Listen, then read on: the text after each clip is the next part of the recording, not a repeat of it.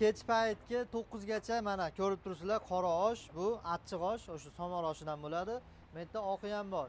Ertalabki 10 dan kech paytki 9 gacha uzluksiz xudo xolasa oq osh, qora osh yo'lga qo'yilgan Zaytun osh markazi. Marg'ilonda Pet kollejda ro'parasiga burchagiga uglovoyga ochilgan. Oldin jo'ja sotilgan bitta, shoh somsa sotilgan, o'sha o'rniga Zaytun osh markazi keldi.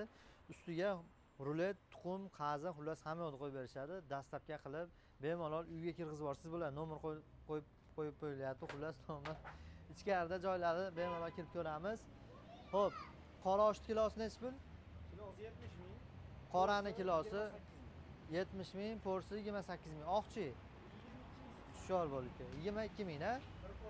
Kilosi 55 ming. kilosi 55 ming.